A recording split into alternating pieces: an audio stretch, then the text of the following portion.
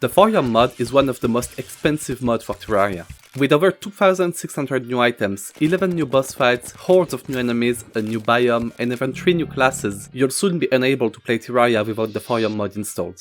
That's what the wiki says, but talking to popular figures of the community, you rarely hear someone say that Thorium is their favorite. It's either Calamity, in a lot of cases, or one of the other really creative content mods around, like Spirit Reforged. So, is there actually something wrong with Thorium? Keep in mind that all of this is my opinion as a mod developer, and someone who has spent way too long playing this game. You will disagree with me on some points, and that's totally fine. I am open for debate in the comments if you want to discuss. In 2011, tconfig was released as the first major modding API for Terraria. If you do not know what an API is, in this case, it's an application that allows developers to easily create mods for the game. tModLoader is one of them. To be clear, Terraria modding did not start with it, and I personally vividly remember that one hot air balloon mod being one of the, if not the very first Terraria mod. But tconfig did something amazing, in that it made Terraria modding a lot more accessible. So accessible in fact that people with no programming knowledge could actually get started with it and create their own items by simply creating a sprite and modifying some lines of data. This guy, Diverman Sam, was one of them. And in early 2013, he decided to start working on his own Terraria mod. This was over 12 years ago, during the 1.1 update of Terraria. Back then, the game ended with the mechanical bosses, and this is also around the time where the first console versions got released, with exclusive but questionable content like these weapons. At the time, players were focused around the novelty of actually adding content to the game rather than its quality, in a game that itself lacked a lot of polish. A ton of content from this era has become lost media, near impossible to find on the internet. Fortunately though, there's a Discord community dedicated to finding and playing old mods from the old Terraria APIs called Project 1.1. And Diver himself gave them old versions of the mod for these old APIs. Thanks to their help, I've been able to compile and play a 1.1.2 Thorium version, so let's check it out. As expected, content added by the mod at this point lacks all the polish you'd see in recent popular mods. And that's completely fair. You gotta imagine Diver being pretty young back then, with no grasp on programming at all, just wanting to create content he thought would be nice. He added some item sets, some of which can still be found in versions of Thorium to date, like the Dragon set or the Titan set. Of course, there's the iconic Thorium item set, which has a little bit of everything, and an upgrade to the Excalibur, which at the time was the strongest sword in the game.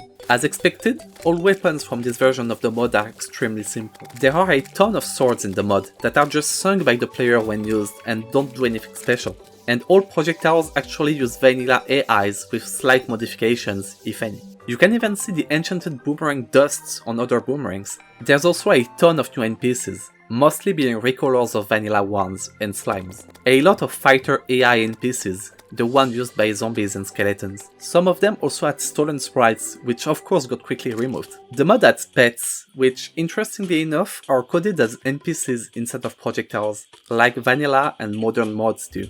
And the Thunderbird boss does not exist yet, and is only one of these pets. Though, the mod still added 2 bosses back then, the Shade and the Duress, which appears to be its mechanical counterpart. As you can expect, they don't do anything special, and don't drop anything interesting either, but those are the first bosses ever added by the mod. I'm not gonna go over every item, but there's a lot of interesting ones in there.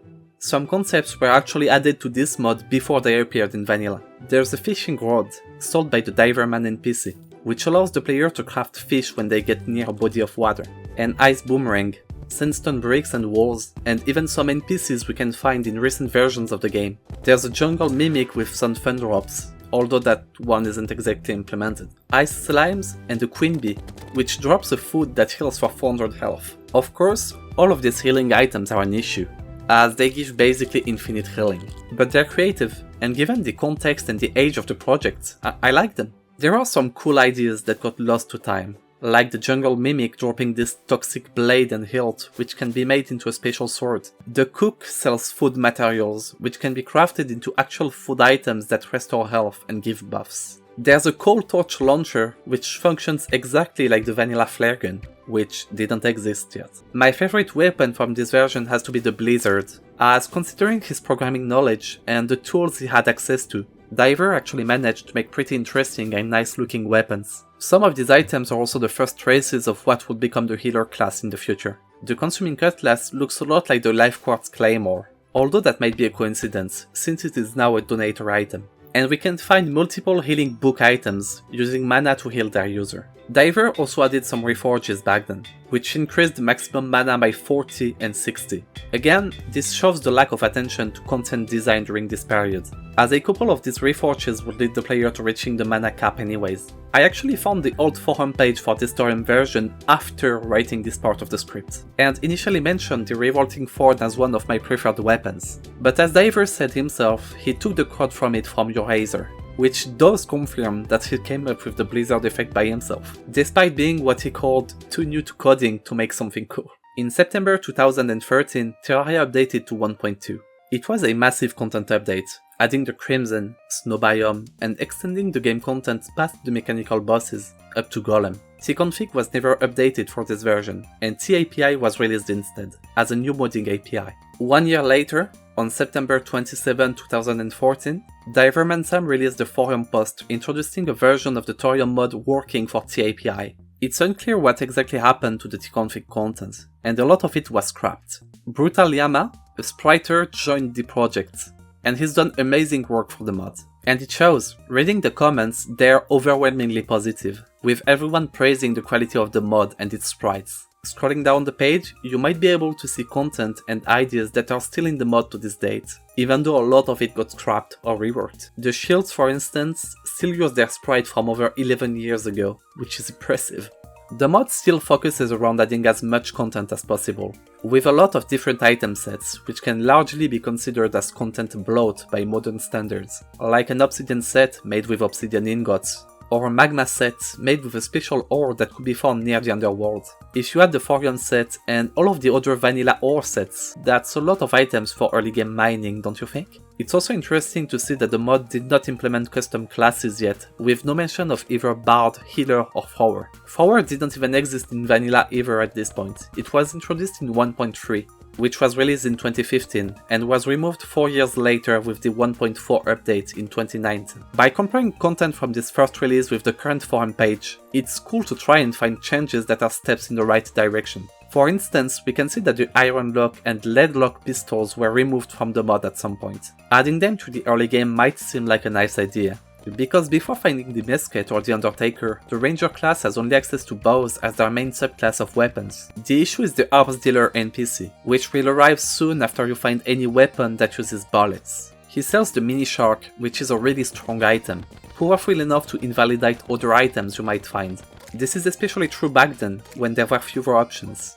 Essentially, crafting one of these weapons was probably the best thing to do. Not because you would use it, but because it would allow you to obtain a really strong item afterward, and cheese the early game progression without even having to risk going into your evil biome. You know what? Let's check it out in game. As expected, the quality is a lot higher than the tConfig version.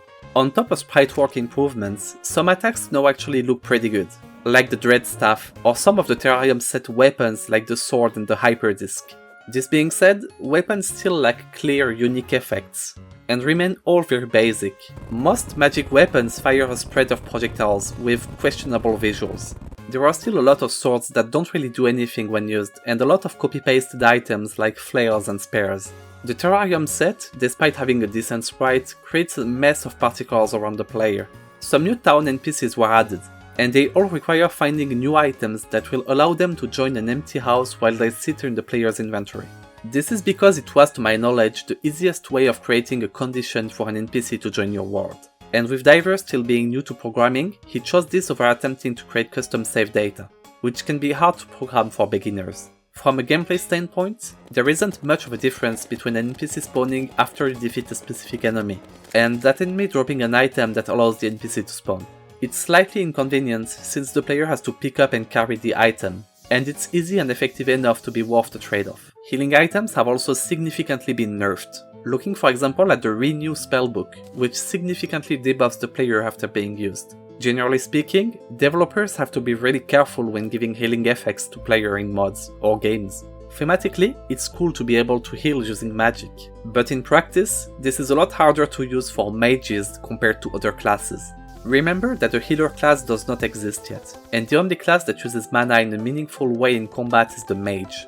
as Summoner also doesn't exist at this point. Compared to a Ranger, who can just shoot bullets while regenerating mana for free, it's a lot harder to spend mana on utility effects when you need mana to deal damage in the first place. There are also still some weird accessory reforges. The mana reforges have been replaced by health, which is still very bad when warding exists. Overall, the mod starts to go in a better direction design-wise, but isn't quite there yet. Tools using mana, with a special mention to the Time Warp, which required non-mage players to equip some mana gear to be used at all, which is flavorful but tedious.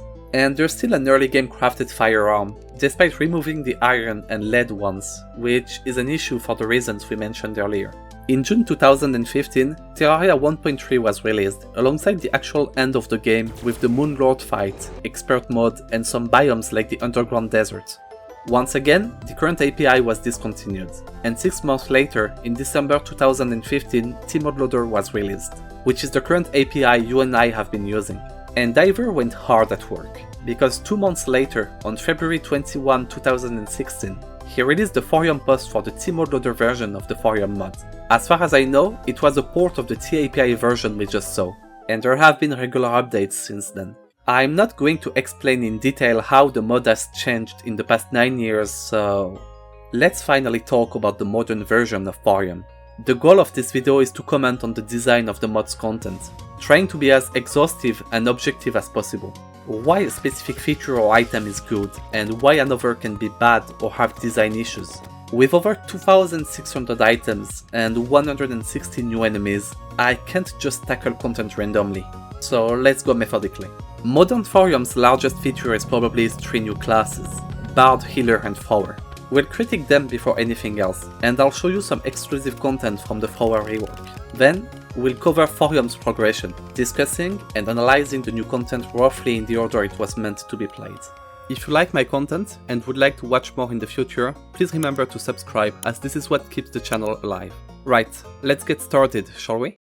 Bard is the most recognizable Thorium class. Every single Bard weapon is an instrument, and the class does a phenomenal job at making every single one of them completely unique, as they took the time to create each of them as different instruments, and not 50 different flutes and acoustic guitars. Bard uses instrument categories as subclasses. String instruments all fire piercing and bouncing projectiles that are really good at dealing with crowds of enemies at once. Wind instruments specialize into firing homing single-target projectiles, making it easy to hit a boss, for example. Percussion instruments often attack in big areas of effect, sometimes around the player, except sometimes they just don't. Brass instruments attack in a variety of ways, and I can't actually pinpoint how they work. Some of them hit a single target, some of them pierce, and some of them have homing attacks or lasers. I'm not really sure if I like that, as what could have been a really intuitive subclass system is actually pretty confusing. And if there are criteria on what brass weapon patterns are meant to be, I fail to understand them, which isn't good. Or maybe I'm just an idiot.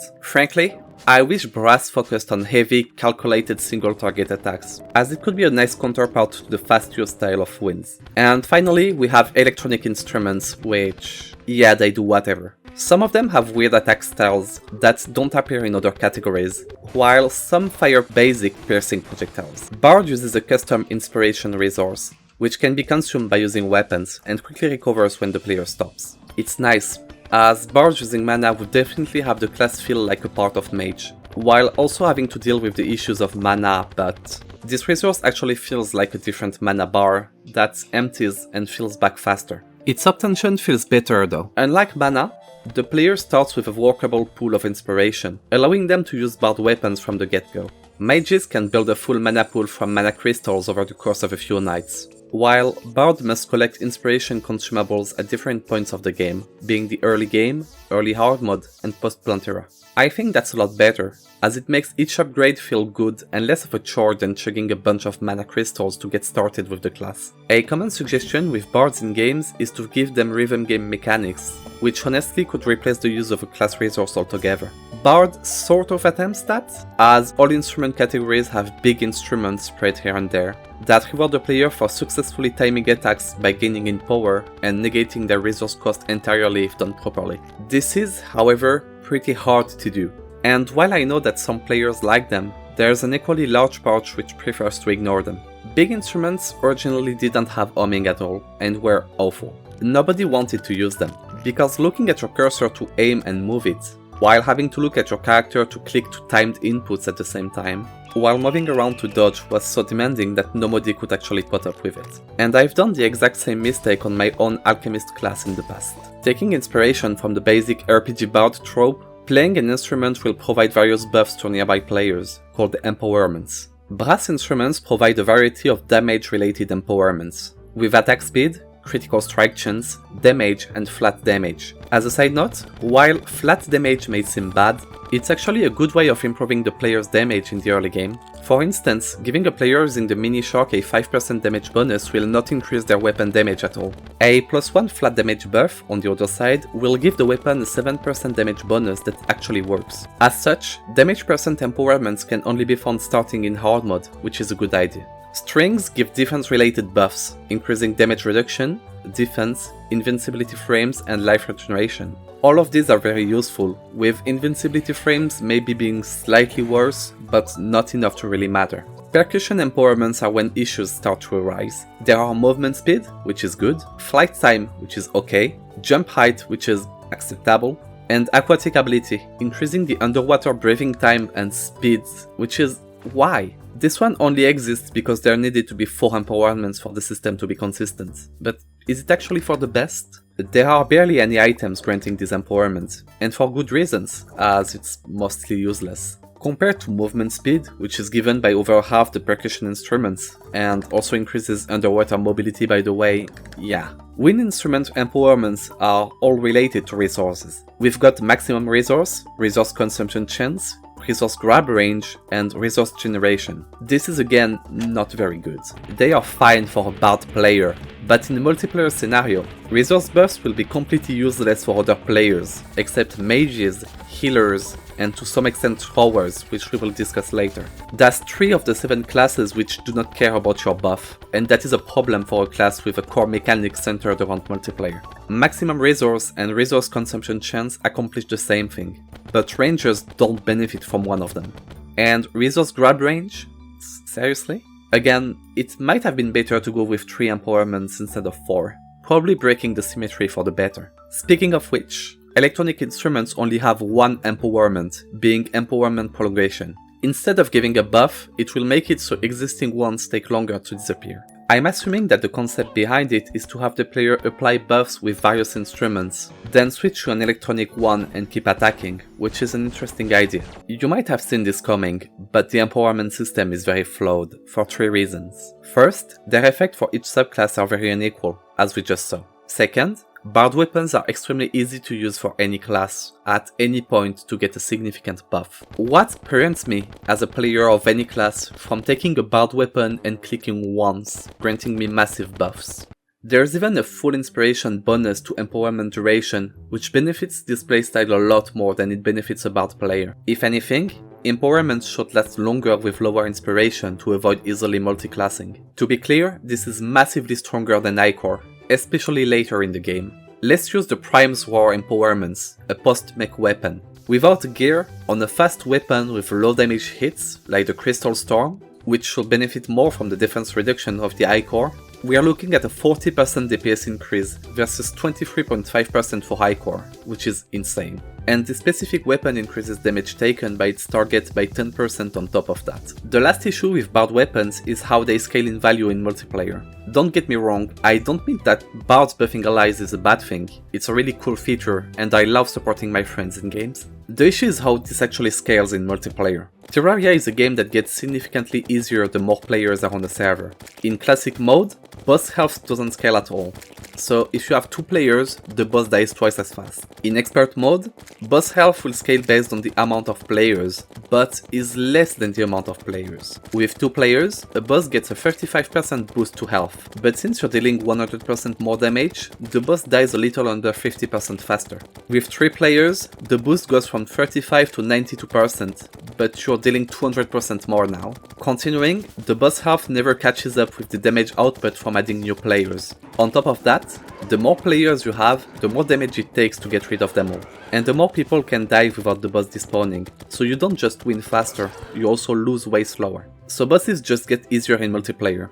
As for all the other combat in the game, it doesn't actually scale at all, so it's even worse. Well, Bard empowerments are given to all nearby players at an equal strength. For instance, with Prime Horse giving over 3 class emblems worth of damage value to all nearby players, you're quickly looking at an insane value from a single click. And I'm aware that I've made the same mistake with my Guardian standards, but Bard is much more extreme. A Bard using 2 endgame brass weapons would give a total of 60% damage and critical strike chance plus 36% attack speed to a party of 4. Which is almost adding a 5th player to the party at this point from the buff alone. Don't get me wrong, Bard is really cool, and the attention put into every single item is amazing. But these core issues with the concept bother me, as I think the class could be much better. The way I would personally handle this would be to make inspiration a per instrument, maybe per subclass resource, instead of forcing downtime on the player every few seconds. Each instrument gives 1 or 2 stats, probably removing the least useful ones. And as the player keeps playing, the empowerment given grows stronger,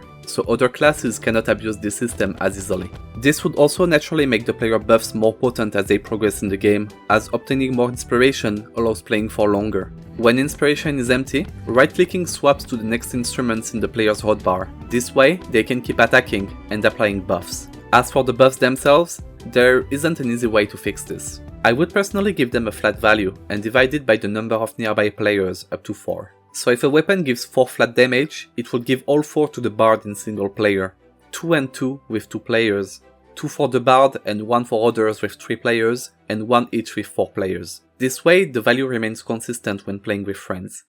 The Thorium Healer is really fun for players looking to play as a support. I'm personally extremely glad it was handled by the Thorium team, and was made with the care and quality of the content of the mod. The selling point of the class is how it uses healing and support tools to assist allies in combat, granting value by keeping allies alive instead of dealing damage. The lack of specific subclasses for this is something I really appreciate. Just like magic weapons, every item behaves in its own way. An assortment of staves healing allies in exactly the same way with minor value changes would feel boring really fast.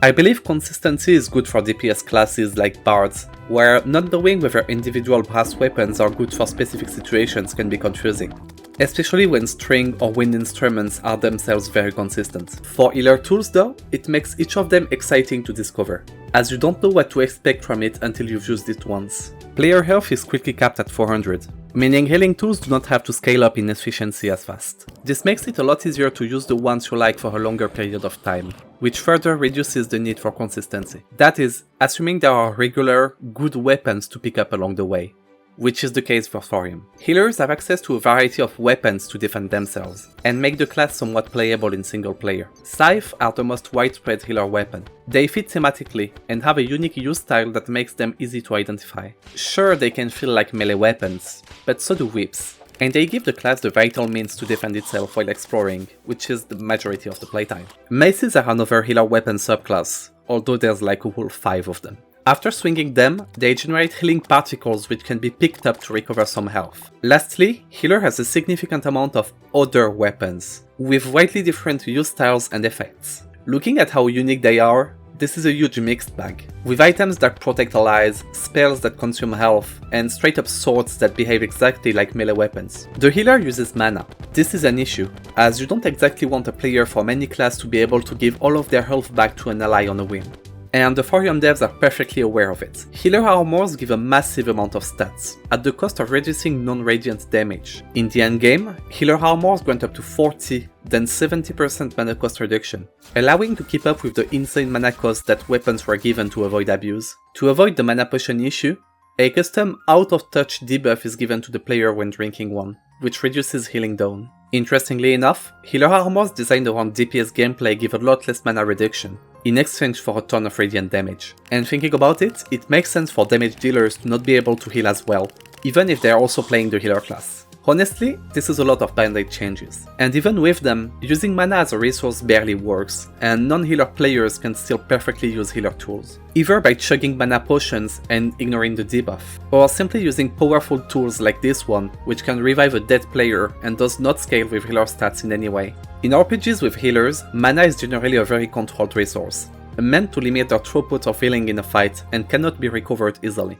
It's also worth noting that in these games, players will take unavoidable damage all the time, and healing is balanced around it. This is not the case in Terraria, where health is more of a mistake bar, where the player ends up dying if they get hit too much. And mana in this game functions like a weapon hit bar, forcing the player to wait a little before they can start firing again. This makes healer tools extremely front-loaded, as the player will often be able to empty their mana bar in a few seconds, giving an ally most if not all of their health back in the process. And this can be done over and over again, after waiting a little. The healer has a few unique stats granted by gear. The most important one is a flat healing bonus to all spells. It scales a little weird, as for example this weapon will heal 2 more health for each point of bonus healing, while this one will only heal 1 more. But I think it's fine, and the stat is another factor that prevents healers from being out of control as a multi-class option. There's another healer class stat that isn't exactly one. Some healer gear will quote-unquote corrupt your hidden powers, making some weapons behave slightly different,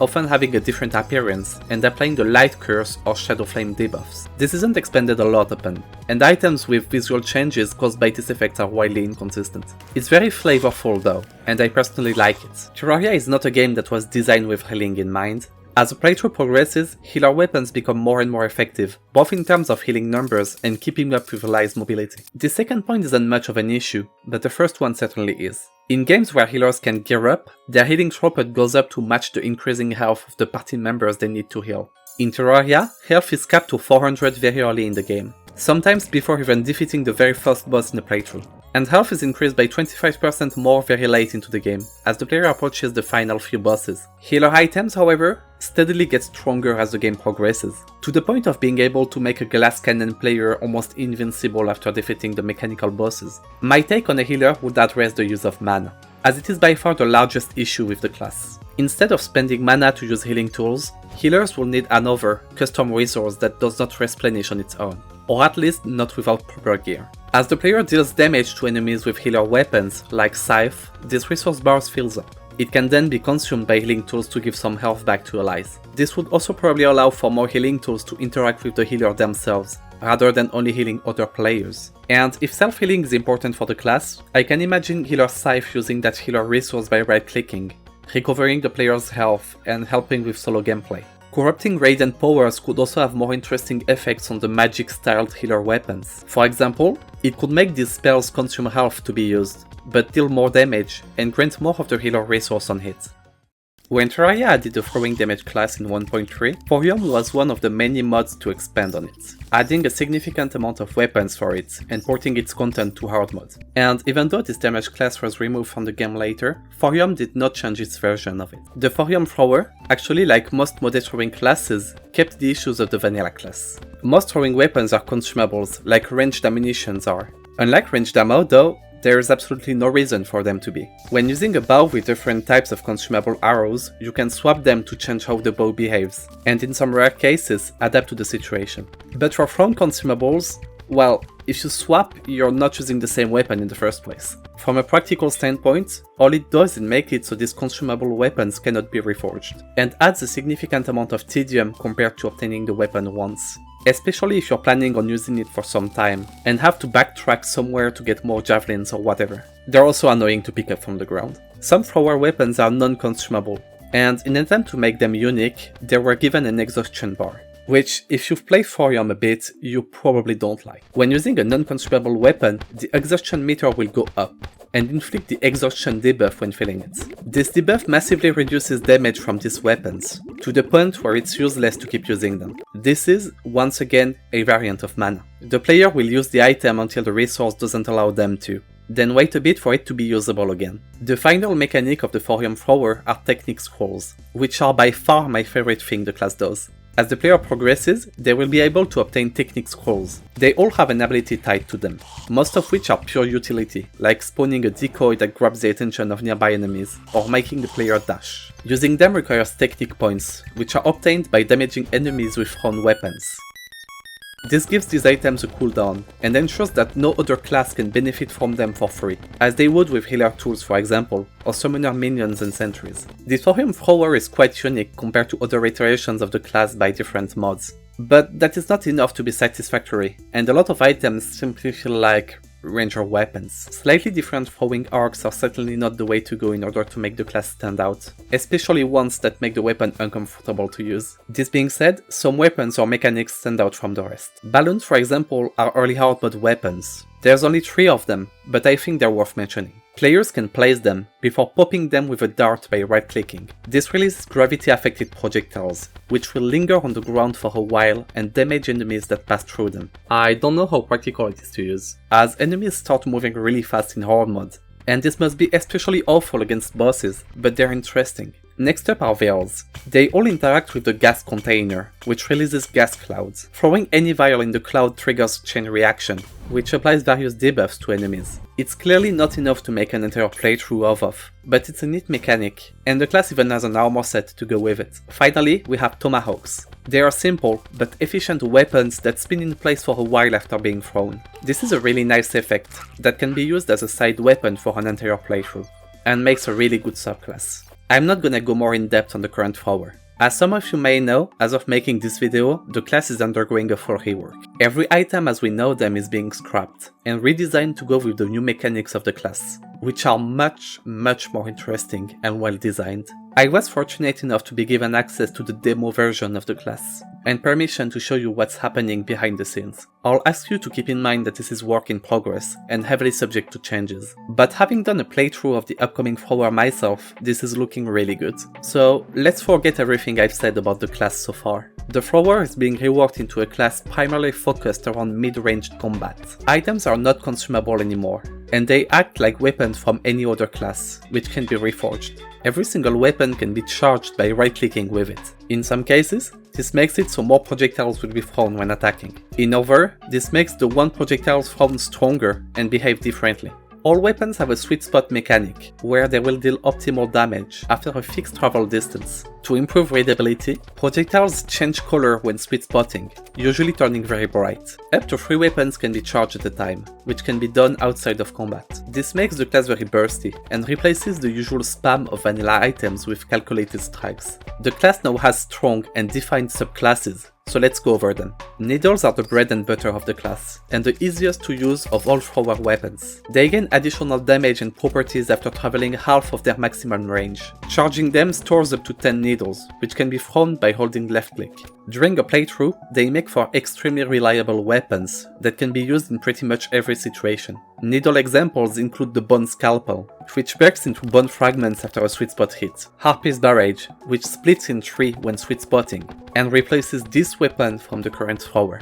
And my favorite, the Voodoo Needle, which deals damage to enemies you've hit with a sweet spot when you charge it. Javelins are the longest ranged weapons for throwers. Charging them increases their damage and velocity, but not the amount of projectiles. They sweet spot after traveling a long distance, at which point they will impale enemies and provide additional effects. During a playthrough, they can often be used to one-shot annoying enemies, like Eater of Souls, but they're easy to miss, which often comes at a harsh cost. Javelins can have really good effects when impaling enemies, like the Volt Javelin, which continuously zaps its target, or the Scorcher, which spits flames behind it. Impaling an enemy with multiple javelins and watching them do their thing is already fun playstyle. Sledges are next.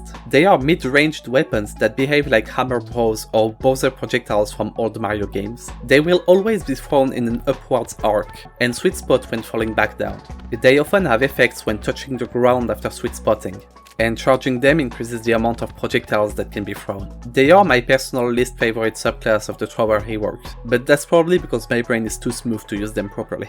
I know other testers appreciate them a lot, and if this is the worst the rework has to offer, you can imagine how good this is going to be when it releases. From my experience, they are good at dealing with groups of grounded enemies, and you can expect to find effects like the Thunder Sledge, which releases additional shockwaves, or the Sludge Hammer, which bounces around. Grenades are a subclass of weapons that explode after being thrown. Charging them increases the damage and size of the explosion, as well as the range before the grenade explodes. The grenade itself does not deal any damage, only the explosion does, and hitting a tile will cause the grenade to detonate instantly. They are my favorite weapon type of the thrower rework, and I've used them a lot while exploring when testing the mod. Their damage and AoE makes them really good for dealing with enemies, and aiming at the ground to make them explode turns them into nice panic options. Interestingly enough, they are probably better to use partially charged, as uncharged throws do not deal enough damage, and fully charged ones might be too slow and hard to control.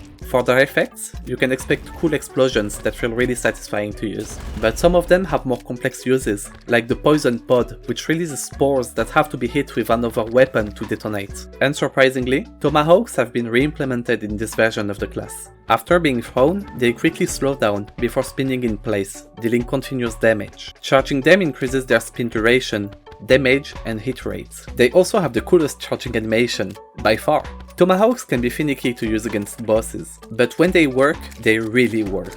And with good spacing, they're amazing to use even against single enemies. Against groups, they feel like an alternative to sledges for good crowd control damage, and actually come with effects to reinforce it, like the Ice Tomahawk, which slows nearby enemies and makes it easy to control them, the Whack Wrench, which pushes enemies away, or the Hurlbat, which releases more damaging projectiles. The last weapon subclass for thrower are shurikens. They are sort of the polar opposite to javelins, as they are very close range weapons that sweet spot in melee range and turn back to normal after traveling a little. Charging them increases the number of projectiles that will be thrown in an arc. They are very good at one-shotting enemies point blank, but might be dangerous to use because of their range, especially when they fail to get rid of the enemy in a single attack. Their effects are often straightforward, but satisfying to use, like the Throwing Star, which releases a bunch of orbiting stars around the player, complementing the very short range of shurikens, or the Mom Ballet, which retracts sometime after a sweet spot hit, and is pretty good at multi-target. Technique scrolls are still part of the class, and they can all be accessed using the scroll bag item. The new UI that pops up shows where to obtain the various techniques, and using one unlocks it permanently. All the techniques grant movement or crowd control abilities, which goes well with the demanding positioning required to play the class. The class armor sets and accessories also strongly focus on both player mobility and the mechanics of the class, which is really nice to see, and definitely more flavorful than just giving some stats. Keep in mind that this was a presentation of the demo version of the class. I cannot guarantee that anything will stay the way it was shown here, and this isn't an indication of a release date or anything like that. The class will be playable when the Thorium team is done with it, and from the looks of it, they want it to be an exceptional experience from the get-go. So let's give them the time to work on it, and let's continue with the analysis of the mod's content. Thorium is a mod with content woven through the entire game. For this section, I will cover the content of the mod from the start of a playthrough to the end. I'll be talking about items, bosses, and NPCs, roughly in the order the player would obtain, fight, or meet them. I won't go over every item of course, but if I have something relevant to say about them, I will. And with the Thrower rework releasing sooner than later, I will be very brief about its existing content, since it's being removed anyways. Most of Thorium's item sets are tied to materials, often added by the mod. As you enter a Terraria world, the first ones you'll likely encounter are living leaves, ice shards, and coal. All three are obtained by exploring the surface of the world, and actually offer an alternative way of gearing up compared to vanilla Terraria. In the base game, there aren't many ways to gear up from the surface. You can try to find chests, wooden and living chests in the Purity, pyramid chests in the desert, and maybe some water chests if you're lucky. But they're all RNG reliant. You're not sure you'll be able to find the chest in the first place, and if you do, there's a good chance it won't have the loot you're looking for. If you're nitpicky, you can also consider cactus equipment, and using other types of wood like shade wood for slightly better stats. If you're even more nitpicky, you can think about poison knives, enchanted swords which are really good but hard to find and not exactly from the surface.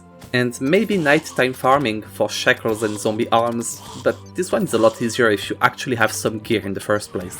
I know there are some more, but my point is, the game lacks good and consistent loot sources from the surface, and the only way to gear up early is to start digging down and exploring caves.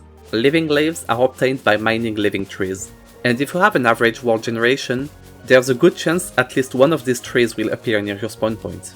This average though is the reason living bushes were added.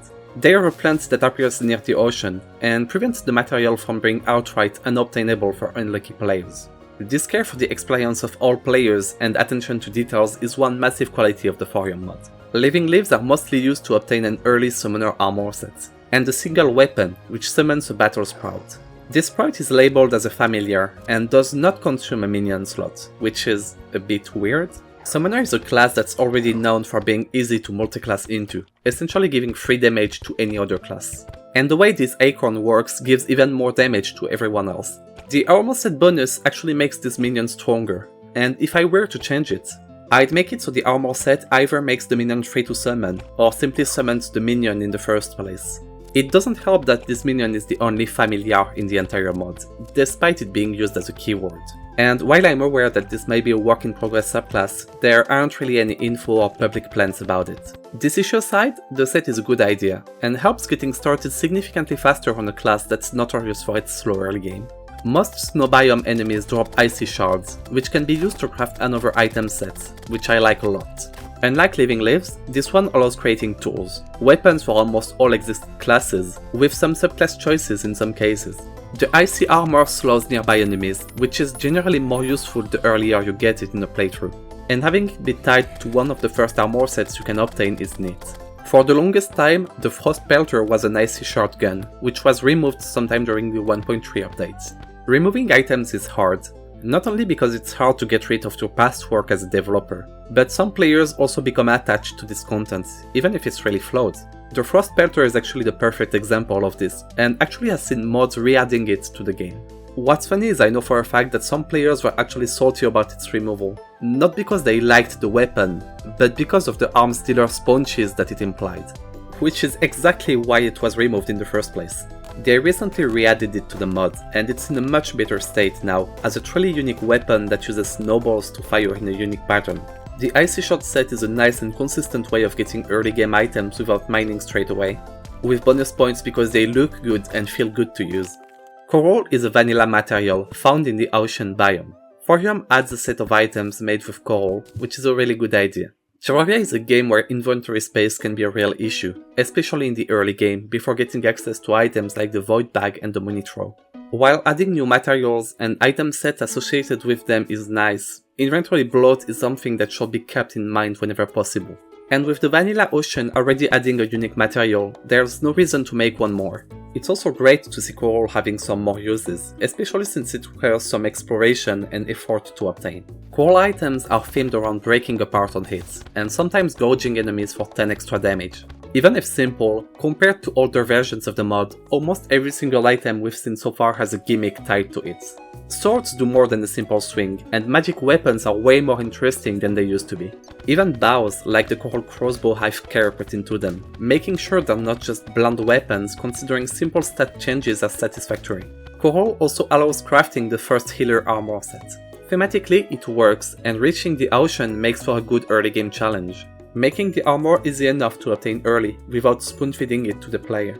After obtaining some basic gear is the time where you'd want to fight the first Thorium boss, the Grand Thunderbird. As a matter of fact, showing how early this thing is meant to be fought, Thorium will be adding new achievements to the game in the future, and one of them is defeating it on the first day after creating a new world. The fight is really nice, and I think its difficulty is just right for a very early game boss.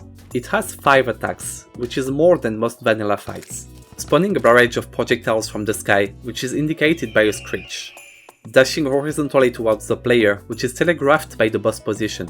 Spawning storm hatchlings, which attack the player. Some of them visibly holding a heart, which is obtained by defeating them. Firing burst of 3 projectiles when he's low on health. This appears to happen asynchronously from other attacks. And finally, in Expert, it will drop bolts above a player that will create tornadoes when they hit a tile or platform. This attack is extremely hard to dodge, but extremely easy to cheese with a single line of platforms, which I'm a bit unsure if this is a good or a bad thing. Almost all of the Grand Thunderbird attacks are telegraphed, which is a really good thing when it comes to boss design in general. The fight is pretty unfair to melee players however, as they will struggle to hit the boss with anything but boomerangs. The boss can be stunned with a true melee swing when it dashes towards the player. This includes all attacks made by swinging a weapon above the player head, including tools like pickaxes. When a true melee interaction is possible, it is indicated by a sword icon above the boss, and this is reused by other Thorium bosses. These interactions are a bit weird however, as they specifically track hits made with an item, and not a projectile of any kind. This means that short sword or spare hits will not work, as these weapons use projectiles to function. And for this specific fight, the stun barely matters, as the player won't be able to land more than a couple hits on the boss, definitely not making up for melee weaknesses. Ignoring its shortcomings, I love features like this, as they definitely make the fight feel more interactive, and I'd love to see more of this kind in the future. This is a really good boss fight, and if you've had the habit of over-preparing for it, I suggest you give it a fair try one day, using surface materials. The boss drops a couple items themed around itself. They're all fairly simple, the most unique ones being the sword, which zaps a nearby enemy, and the bow, which fires nice unique arrows. It also drops sandstone ingots, which allow crafting a new set of basic items, including some nice early game tools and a thrower armor set. If a boss is going to give an armor set, then a material dropped by the boss allowing to craft it is the best way to go about it. Have you ever fought King Slime trying to get the ninja armor and failed to obtain it like 5 times in a row? Me neither, but someone might. Regardless, a material avoids this RNG and potential frustration altogether. I feel like in this case, the sandstone items were added as an afterthought though, and end up feeling very bland as a result. His expert drop, the Zephyr's Grip, is a grappling hook with very little range but an amazing effect. Grappling the air above the player will summon a hatchling to pick up the player and carry them a little bit. This is both extremely flavorful and useful, without making other grappling hooks obsolete, and I absolutely love this item. At this point, the player has likely found a few Thorium NPCs. The Desert Acolyte appears after defeating the Grand Thunderbird, and acts as a reference NPC for the Thrower class, sort of like the Wizard for mages, and the Arms Dealer for rangers. Unlike them, he does sell a few items for other classes though, including a simple yo-yo, magic staff, and a Nightshade flower. This is an interesting accessory that seems to fit into a damage over time oriented playstyle. Unfortunately, as of making this video, it increases the damage of poison effects by 50%, which is free. By itself, enough to defeat the expert Eye of Tulu in a little over 20 minutes. Somehow poisoning the entire Eater of Worlds though, this allows slaying its segments in 24 seconds instead of 35 from the dot alone. Interestingly enough, changelogs show that the item has been nerfed massively in the past, which I'm assuming is because of edge cases like this. These are true extremes, and making its effect scale with enemy health would likely help to make it more viable without obliterating worms. The Desert Acolyte can be used to start a sandstorm, which can alleviate a lot of frustration for players looking to farm stand elementals. The Cobbler can spawn after any player has obtained a movement or shoe accessory, like the Aglet or Hermes boots. He sells a lot of boot-related accessories, and I'm actually surprised that the team managed to cram so many of them without running out of ideas. Most of its new items do something while the player is running, such as increasing resource generation or spawning bees. They are fun items to discover, some even tinkering together, and the Cobbler is my personal favorite Thorium NPC. He can also shine the player's shoes, which grant a movement buff. This makes you realize how strong acceleration is in this game. The Cook is one of the most memorable Thorium NPCs, probably not for the good reasons. Its main gimmick allows the player to discover recipes by bringing him specific items. Once completed, he will give the player some food items and sell them going forward. Being here since the tconfig times of the mod, this system predates the vanilla 1.4 food items by years, and was adapted to somewhat work alongside it. All of the cook's food items can only be consumed out of combat, granting the player some health, a tier 1 food buff, and a potion buff of some kind. The best use case for these food items is likely to use them while exploring, in between battles, but honestly, who thinks about doing that? The rest of his shop is mostly cosmetic items or weapons that all happen to be relatively subpar. The Cook definitely feels like a pile of band-aids, attempting to make a very outdated system work with both the modern quality standards of the mod and the vanilla food system that was added after it. The execution isn't lacking, but unfortunately the concept is, and I can't help but see him as bloat, despite his relatively recent changes. All NPCs so far have a special use. None of them is simply a walking shop. And even if their use varies, a custom function associated with them is always a nice touch that the player will want to interact with. A new player will want to complete the Cook's quest. Unfortunately, they will likely do it once, considering what they are. Let's continue with the mod's content by heading underground. Thorium adds a few new materials obtained from caves. Most notably, Thorium ore itself, which is a bit special. It is, of course, the emblem of the mod, but also an ore allowing to craft gear that's better than platinum, while being obtained in a similar way with early game mining. This makes it of a similar tier to Crimtane and Demonite, but also, from my experience, a lot easier to obtain. While it can be reasonably annoying to mine for enough Demonite to craft a Demon Bow, the same cannot be said for Thorium Bow, and both items have exactly the same damage and use time. There's a Thorium Revolver, but no ammunition to go with it. This is an artifact from a point where lead and iron bullets were craftable, but with those being removed, the weapon is now useless. as the player cannot use it before obtaining the arms dealer, which sells the strictly stronger flintlock pistol, or breaking evil orbs, which also drop better firearms. Post-recording, this isn't true anymore, as an update was dropped today, October 7, 2025, removing the Thorium revolver. Thorium also allows crafting a couple accessories, including crits. It has an history of being one of the most flawed and overpowered accessories in the mod. When equipped, critical strikes release a burst of sparks on hit, dealing 15 damage each. In Terraria, damage and critical strike have exactly the same purpose. 1% critical strike chance gives a 1% chance to double your damage, and 100% critical strike chance gives a 100% chance to deal 100% more damage, which is essentially 100% damage. Because of difference calculations, this isn't exactly true though, and crit is slightly worse damage percent, but that is not the point. An item adding additional effects to critical strikes is essentially giving the player more damage if they have more damage. And there are better ways to tackle accessories effects like this. For example, improving the first hit on a full health enemy, or the first hit every few seconds. Additionally, minions cannot crit, making the accessory significantly worse for summoners. Funnily enough, crits bolts each used to deal 25% of the initial attack damage and didn't have any cooldown in older versions of the mod. This made the item one, if not the most broken accessory to have ever existed in the mod. And this effect is now used by the Infernal Lord's Focus, a post-game just for fun item. That's how strong it used to be. The Thorium Anvil, which is necessary to craft all Thorium items, is also worth mentioning. It is made with an anvil and Thorium ore, mimicking Hardmode anvils. According to Diver, this is a relic from the time where adding as much content as possible, including crafting stations, was somehow a mark of quality. Well, while it still exists, you'll at least know that you can use it as a workbench. I certainly didn't before today. Overall, this is a set of items that suffers a lot from being really old, as a lot of its items date back from the first versions of the mod, and I'd love to see it be updated at some point. Maybe playing off of the energy theme of the set, allowing the player to do charged energy attacks. Smooth coal is the second ore added by the mod. Looking at its recipes, it's a lot of fluff, and its main use for progression is to craft useful bard accessories, which can't even be crafted straight away, as they require a specific crafting station that's obtained later. It allows crafting torches, which are cheaper to obtain with gel, bombs, which are easier to obtain by buying them, diamonds, which, why? And some misc items, which could be moved somewhere else easily. This is a good example of material bloat, and an item that could be removed without any consequences on the mod's balance and experience.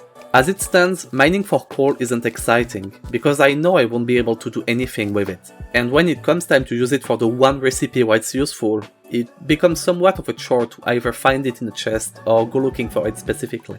The last ore added by Thorium is Life Quartz. This is mostly a healer material, allowing to make decent Prehardmode gear and gives an alternative way of obtaining life crystals. This makes the early game a bit faster, without feeling like outright cheating, and I like it.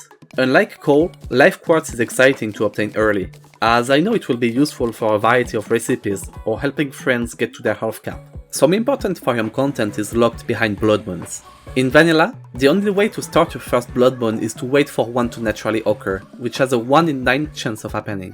With one day lasting for 24 minutes, about 1 in 10 players will have to wait for 20 in-game days, or 8 hours before they get their first one, and 1 in 100 will have to wait for 39 in-game days, or over 15 hours to get one. I know beds exist, but still, that's an awfully long time to wait. Once again, Thorium addresses the issue by making blood tears craftable, by collecting blood from a new enemy that spawns at nighttime. Statistical outliers exist, and taking them into account is important, just like with the living leaves. During a blood moon, the player will be able to obtain unholy shard from enemies, which can be purified to obtain a different crafting material. Both are strictly used for healer items during the entire progression, and aren't tied to one set of items in particular. Right as they're obtained, the player will be able to craft one of 2 armor sets, being either dedicated to healing or dealing radiant damage, which is a really flavorful early game choice. And even though in this case the sets are outdated and somewhat power crept by the coral set, alternative armor sets feeding into different playstyles feel good to use. I'm thinking about the Beetle set for example. And I think it's a shame that vanilla doesn't do more of them. Patchwork, the first of 3 Thorium mini-bosses, will also appear during the Blood Moon.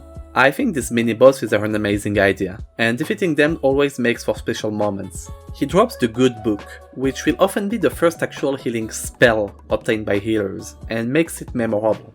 and the Gravebuster, which is also a pretty iconic magic item, being really good for the time you obtain it, especially given how scarce magic weapons are in the early game. Defeating him allows the confused zombie to spawn another town in PC. This one has some interesting items and a lot of bloat. And honestly, I think he could be made more interesting, although it's not as bad as the cook. His most unique use is selling items which allow respawning Thorium mini-bosses after defeating them, such as Patchwork, which we just mentioned. He also sells some boss spawners, but only for very limited bosses. A random assortment of materials, sometimes replacing the need to farm for them altogether. And just like the Desert Acolyte, a few class items, which are more or less viable. He sells the Soul Link, a tool which allows Thorium transformations to use unique abilities. These transformations are a collection of items spread through the game, which go into the mount slot and turn the player into various creatures. With the Soul Link selected, the player will be able to attack with them, which always deals a very small amount of symbiotic damage, a custom damage class. I don't like them, and I don't mean that because I've stolen the concept altogether. Or do I? The transformations in the mod currently feel unfinished, and frankly unviable for normal gameplay. Using them while exploring will not result in a good experience, and I doubt a sane player would have fun using them against bosses. As they are, they feel like an unfinished concept, and would need significant work to be on par with what other classes can do. I like to think of the Eye of Tulu as a good marker for the end of the very early game of Terraria. Defeating it unlocks 2 new NPCs. The Tracker is some sort of quest NPC, handing the player contracts to defeat certain rare enemies. Completing any contract unlocks new items in his shop, which can be bought in exchange for a custom currency that is obtained from contracted enemies. All of the contract rewards are nice and creative items, ranging from cool weapons to very useful quality of life stuff like a Grim Pedestal, a demon altar that you can place. Honestly, the Tracker is a perfect example of what I consider to be a really well-made NPC, that deserves to exist and provides something truly unique. And the only complaint I can think of for him is how his items could be dropped from the NPCs he asks you to hunt instead. Unlike bloat NPCs, he gives reasons to go and see him regularly throughout the playthrough. As every time the player obtains medals from a new enemy, they know the Tracker sells something new. In most cases, this has to be done blindly, and while certain breakpoints can be logical, like reaching Hardmode, that's not always the case. He also gets bonus points because he likes the snow biome, which is pretty hard to obtain a pylon from early in the game. I like the snow biome.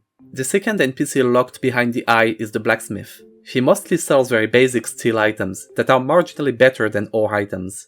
In Hardmode, all of these are upgraded to Dura Steel, which can be used as a quick upgrade after defeating the Wall of Flesh. Unlike the Prehardmode one, I actually like this set, as it can be useful. He also starts selling all of the Prehardmode ores, which I think makes more sense than the materials sold by the confused zombie, even though it still feels like filler. His shop is a very mixed bag, and has ton of fluff sprinkled in with a couple original items like the blacksmith barrier, which can be upgraded into nice accessories for different classes, or the world engine, a piece of furniture which allows changing the world's difficulty. I don't exactly understand why it exists, but it's a tool available for those who would like to use it. The blacksmith is a convoluted way of locking content behind the Eye of Tulu, and this content lies primarily behind the Arcane Armor Fabricator. This new crafting station unlocks a few mid-Prehardmode item sets, crafted with materials that the player would obtain at this point in the game, mostly by exploring the world. Which is really cool. This mid-Prehardmode point is where I would expect players to start exploring the corruption, maybe jungle, and will start to have access to some form of mobility. That is, if they didn't absolutely over-prepare before reaching this point, cheesing the eyes with weapons too strong for this tier. And the Arcane Armor Fabricator reduces the likelihood of over-preparing, as a player noticing they lack the crafting station to use a material might wait a little before farming it. The set made with feathers is a good example. Harpies are really easy to find in the early game, but fighting them for feathers with little gear can be an unpleasant experience. Having to wait for the player to defeat the eye before they get up there ensures that they're ready to fight stronger enemies. Looking at its items though, it's a somewhat unimpressive set, with some weapons that do not do anything special, like the Spear and the Pelter. And I would personally rather only have interesting weapons to play with, even if it means less weapons. They do not have to be good, just do anything special. As I find it disappointing to obtain a cool modded weapon, only for it to be a vanilla spear copy-paste that does nothing. The bow is decent, and makes arrows fly in a straight line, but the set has two very interesting weapons in there. The first one is the Rod of Flocking. It is an active summoner item, like whips, and while I doubt it compares to whips at all in terms of viability, I think it's an interesting concept. The second one is the Feather Barrier Rod. It is a healer weapon, which summons a barrier of feathers around the player. This item gets the user to interact with their allies in a meaningful way to deal damage, and I really wish more support items were designed this way. The Yuwu set is crafted with a material dropped by goblins during the Goblin Army. Its ranged weapons come with special effects triggered on critical hits. This time though, they are clearly meant to be played with the Yuwu armor set, which guarantees a critical strike every 4 hits, and grants firing speed to go with it. This is not perfect, but a lot better than crits by itself, and pretty flavorful. The armor set is also a nice middle ground between the Fossil armor, which is pre-boss, and the Necro armor, which is post-Skeleton. The Goblin War Shield is also a good Yuwu accessory. It grants a lot of defensive stats while the player is immobile. I don't know how practical or viable that is, but it is interesting, and will get players to think about use cases, which is nice. The final set made at the Arcane Fabricator requires petals, which can be found in the underground jungle. I think it's a bit weird to have a 4th material found in this biome, technically 5th if you count the beeswax in there. But it's flavorful enough, and the set trades the poison effect shared by most jungle items for a regeneration buff, similar to the one given by Honey. Although, this one actually grants life recovery, a Thorium stat that isn't lowered or nullified by debuffs like bleeding and on fire, and is mainly used by the healer class for healing over time effects. Once again, its melee item is basic, and I wouldn't see myself using this sword, especially when the Blade of Grass can be crafted from the same biome. The staff looks decent, but my favorite item has to be the bow, which has a really unique effect where the player can control the arrow's trajectory by right-clicking. There's also a crafted accessory, the Blooming Shield, which will increase life recovery when out of combat. It exists. I suppose it's nice for exploration. The underground jungle houses my least favorite mini-boss of the Thorium Mod. The Corpse Bloom is conceptually fine, and actually makes for a pretty fun fight if it spawns in a somewhat open space. But most of the time that's not the case, and the player will likely see its life bar and boss music flickering a few times before they can actually fight it, which will most likely happen in a cramped space that the player rushed in a straight line attempting to prevent the mini-boss from despawning one more time. Defeating it grants some unique items, and allows the Druid to spawn, which is arguably the most forgettable Thorium Mod NPC. Her entire shop is made of vanilla items like seeds, items that could be sold by the Dryad, like the jungle or mushroom versions of the Staff of Regrowth, or the various AstroTurf blocks, and items that could be sold by the Witch Doctor, like the Hex Wand. Like seriously, you don't get more Witch Doctor than this. For some players, building houses can be seen as a chore. Although that's more true in the early game, waiting for some important NPCs to arrive. I can understand adding new NPCs with creative uses, but when they have little to no use, they can quickly become bloat. I'm not saying the items she sells are useless. In fact, the AstroTurf are some of my favorite flavor items in the entire mod, and I think they fit the vanilla game perfectly. But with an entire shop made of items that could easily be placed somewhere else, the Druid in her current state feels somewhat disappointing. And she'd probably feel a lot better to find as a traveling NPC in the underground jungle, like the Skeleton Merchant, as it fits her shop being half full of vanilla items, which is quality of life, and niche tools that you don't exactly need to obtain on a whim. And honestly, it just makes sense to have her exploring the jungle foraging for plants. You might remember a 4th set of items for the Arcane Armor Fabricator, made with Danger Shards. It was removed in December 2023, which has always sparked some reactions. While the sprite work on the mod is amazing, blending perfectly with the vanilla art style, these sets iterate on ideas that are up to 12 years old, and clearly not made with the same amount of thought as modern content. Coming from a mod adding a few hundred swords, spears, flails and bows that all did nothing, it's impressive to see how far they've gotten. And both these older items and solutions they came up with are exactly what I'm looking for in this video, so let's keep going. The second boss added by Thorium is the Queen Jellyfish. She's a simple boss with 2 attacks. The first one fires bubbles at the player, launching them upward if they get hit. The second one is probably the attack you know her for, where she stops and starts pulling in players to damage them in a cyclone. This is, in my opinion, a really fun attack. She constantly spawns one of 3 royal jellies, which either ram into the player, fire bubbles at them, or don't do anything. Like, I'm serious, the blue ones are called distracting jellyfishes, and they cannot deal damage. In expert mode, she grows tentacles when she reaches low health, making her cyclone attacks slightly more dangerous. This boss is way too hard for melee players, and way too easy for any other class. There are mechanics to somewhat help out, with 3 melee swings being able to cut her tentacles and deal double damage during her cyclone phase, which would be a lot more relevant if it were actually possible to hit her consistently with melee attacks in the first place. The concept and general ideas for this boss are really good, but the execution is unfortunately lacking, partly due to the age of the boss. Her loot pool isn't exceptional. She drops a giant glow stick, because she's a giant jellyfish, and the Diver Man, a town NPC. He's another town NPC selling a variety of random items, and is actually pretty lackluster when you first obtain him. To be fair, he does sell a few interesting ones, but being one of the most iconic features from the mod, I wish there were a little bit more to him. Right now, he is one of these forgettable NPCs, which you only talk to a few times during a playthrough and mostly forget about. The mod adds 2 biomes, and at this point the player should have found both of them. The graveyard is a mini biome, spawning right past the dungeon. It allows access to Tombstone, and thus Ectomist without dying multiple times, which is especially welcome for players that, for some reason, play in hardcore. For us sane human beings though, this is an amazing atmospheric biome, where the player is able to find an accessory as a background object, and the phylactery, which will be used later in the game to spawn a boss. I can't stress how much I like interactable items like this, as finding useful items as background objects always feels really nice, and makes the world much more lively. I'm thinking stuff like the water bolt, life fruits and the nature's gift. Trees in this biome also drop a special wood, which can be made into its own furniture set. I haven't covered them, but Thorium adds an absurd amount of building tiles and furniture sets for all kinds of materials. If you know the amount of sprite work that goes into a single one of them, it's actually impressive, and even though I rarely use furniture myself, I can appreciate the amount of work that went into them. The second and major biome is the aquatic depths, found in the ocean on the jungle side of the world. This is a fully fledged aquatic biome, with a ton of new items and content to be found. Exploring the biome requires some preparation because of the breath mechanic, but vanilla options combined with Thorium provides plenty of options. To name a few, the most obvious solution is the Gill's Potion, but defeating the Queen Jellyfish in the Expert mode also drops a very strong accessory, making exploration a breeze. You can also find a bubble magnet from Water Chest that can be used to fetch air bubbles that spawn in the biome. Any player reaching this point should be able to think about at least a couple of solutions to explore it, and that's really nice. If you remember what I said about the Druid, I also think the Diver Man would make an amazing wandering NPC for this biome. He gives a one-time buff to the player which prevents drowning, and has one of these shops that you only really want to visit once in a blue moon.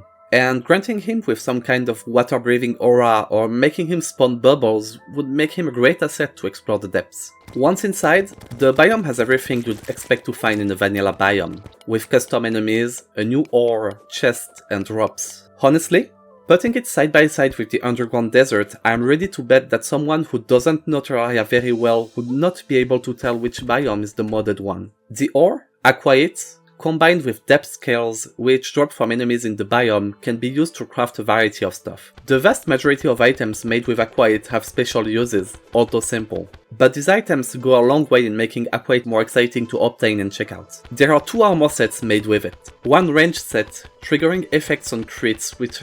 yeah, I already went over this.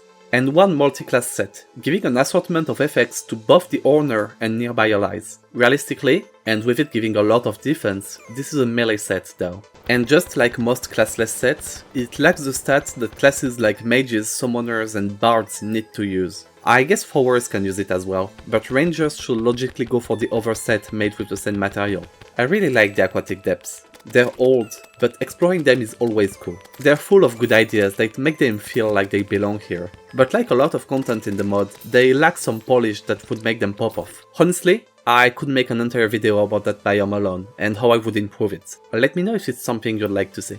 On top of its 2 biomes, Thorium also had a new structure, which you can find by buying a special item from the Confused Zombie, pointing the player towards it. Although this is a very simple task, as exploring caverns with green rarity gear isn't exactly something I'd call challenging, this is very exciting, and that's good. The Blood Chamber is a simple room, with an altar in its center. Interacting with it allows summoning the Viscount, one of the most recent Thorium bosses. Let's go over his attacks very quick.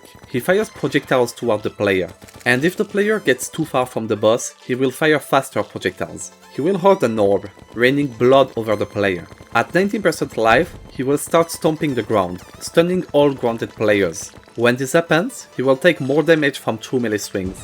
although it's once again more of a gimmick than anything else. At 75% life, he will sometimes scream, which announces rocks falling from the ceiling. At 60% life, he will summon bitey babies, which can heal the boss by damaging players. And finally, at 33% life in Expert, he will sometimes turn all players into harmless bats for a few seconds, which is a very memorable attack. It's worth noting that the boss uses a naturally generated arena for the fight that does not require any modification from the player, unlike hives for the Queen Bee for example. In fact, even adding a single platform line might make the fight harder by limiting the space available.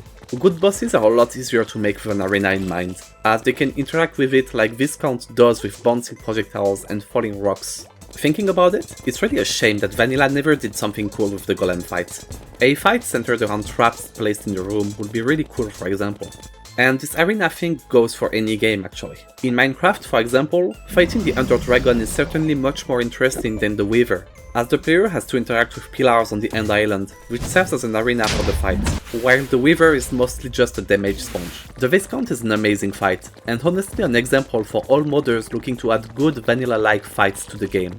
Being part of the more recent content for the mod, his drops are all high quality, honestly fitting perfectly with the standards set by recent vanilla bosses like Tearclops. And once again, his expert item is very creative, allowing the player to turn into a bat just like the boss does during the fight.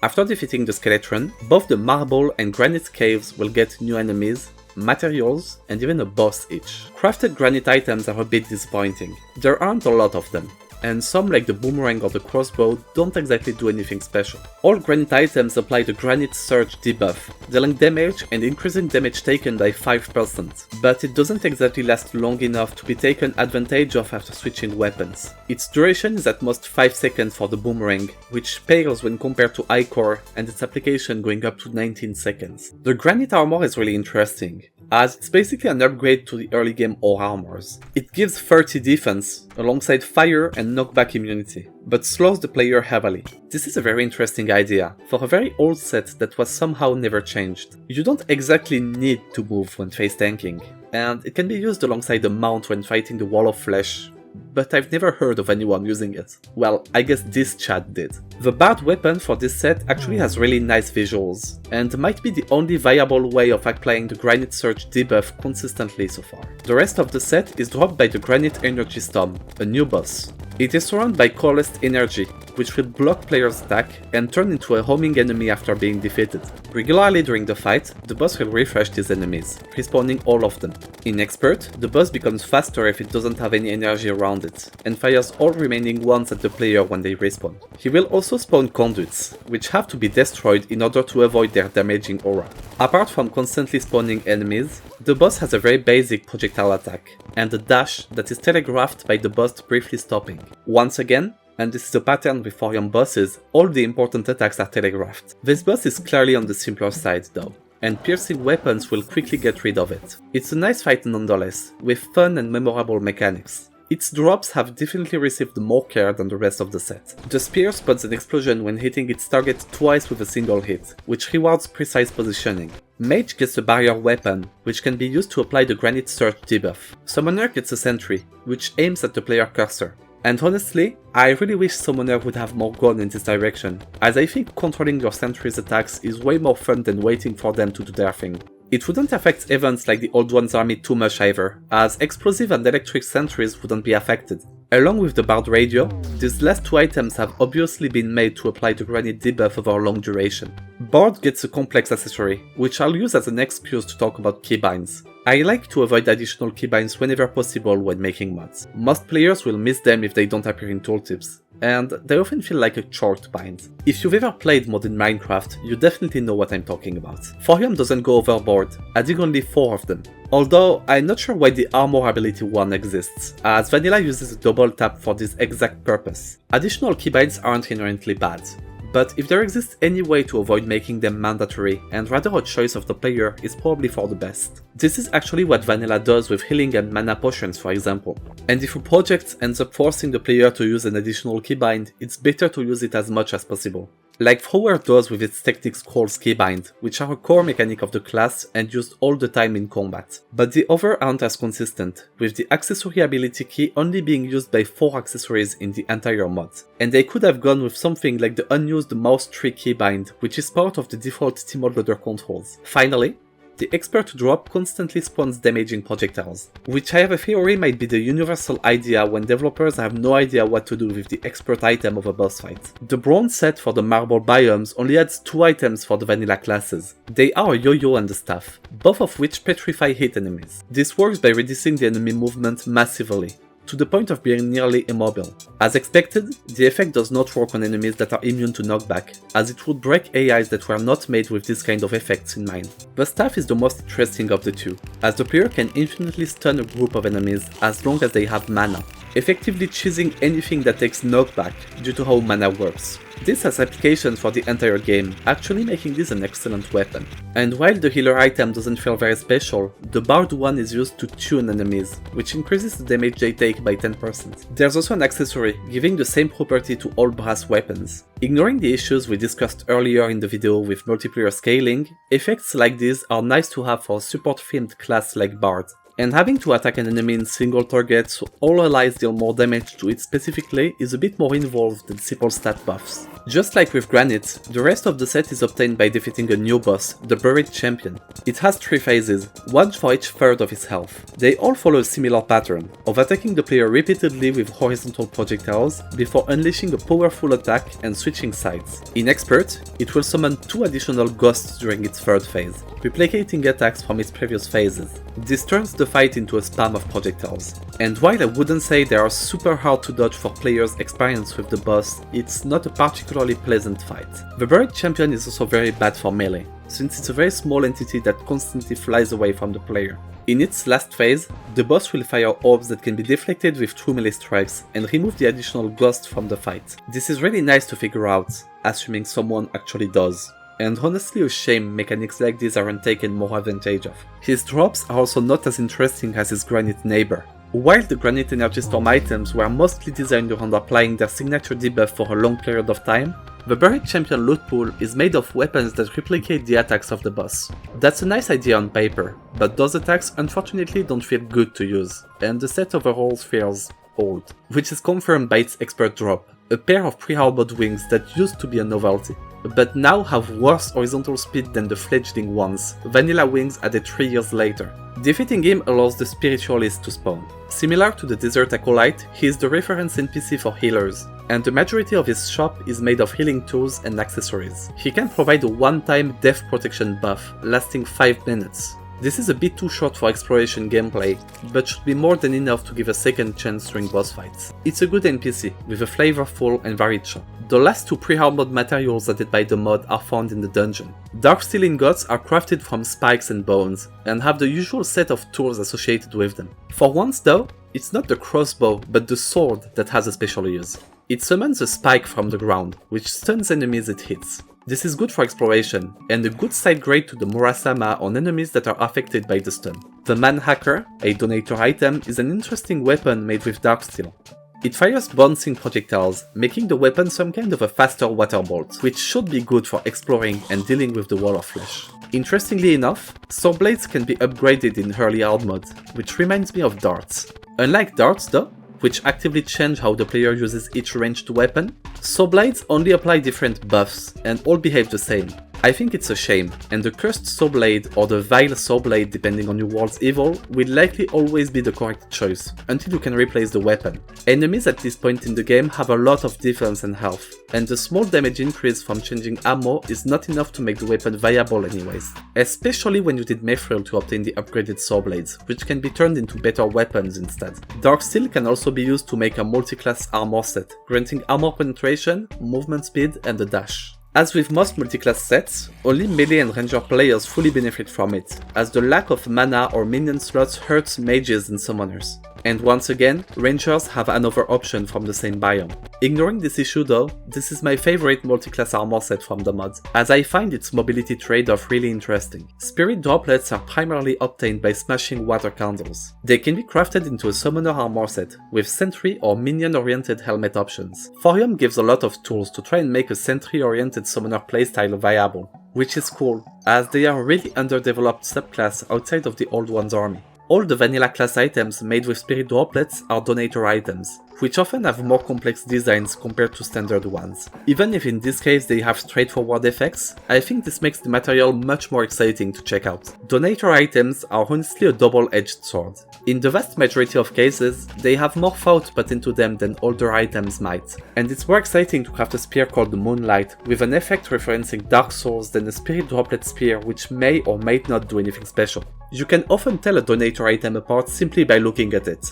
A lot of them don't exactly fit their materials, or have a name that makes them stand out. The Phantom Camera is a good example of this, where I doubt the Thorium devs would have made an item like this were it not for someone to commission it. And while this one is honestly a cool item, that might not always be the case. And older donator items can end up as weird outliers that can't easily be addressed out of respect for the person that paid for them. My favorite example of this is the Snow White. It's a magic sword obtained after defeating the mechanical bosses. It has 4 modes of attack, one of which gives an infinite dash at the cost of mana. The dash feels really out of place, and can be used to traverse the entire map in seconds. And functionally, the other mods are also lackluster, but it's not like the devs could rework the entire item on a whim, because it's a donator item. The dungeon is also home to the last mini-boss of the mod. To summon it, you need to find a mirror and smash it. The illusionist fight is pretty simple. The player has to find the correct version of the boss and attack it. What's noteworthy about the fight is how it fixes the issues from both the other mini-bosses of the mod. Patchwork is extremely easy to cheese by standing on a platform, making the fight somewhat bland.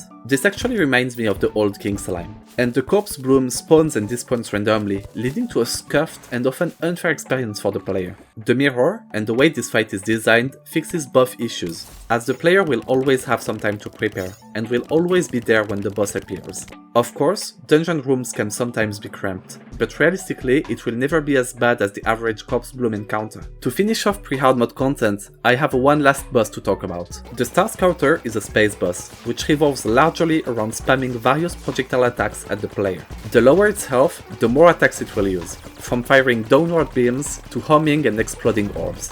The eye in its center is used to telegraph various attacks, which can be a little hard to see.